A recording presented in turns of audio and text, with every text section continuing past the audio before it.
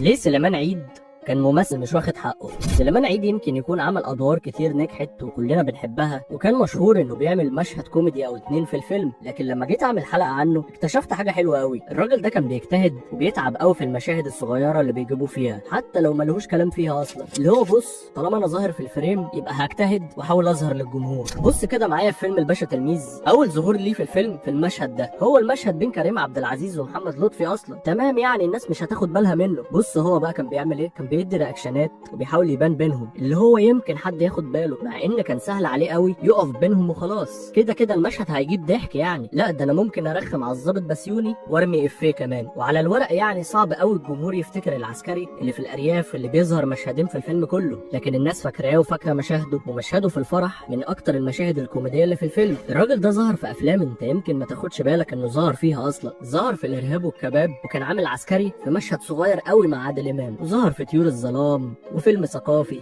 ما تعرفش ليه سليمان عيد ده كان بيجيبوه يعمل مشهد ولا اتنين في الافلام، مع اني بشوف ان الكوميديا بتاعته تخليه يعمل ادوار كبيره في الافلام. عمل دور خطير في فيلم واحد من الناس، ويمكن يكون ده الدور الوحيد ليه اللي مش كوميدي. شوف مشهده في ابو العربي وبوحه وميدو مشاكل، كان دايما وجوده خفيف كده وبيضيف كوميديا للافلام دي. وللاسف يمكن عمره ما عمل دور بطوله في حياته، الله يرحمه. كان تحسه شبه الناس كده، مش غريب عنهم يعني.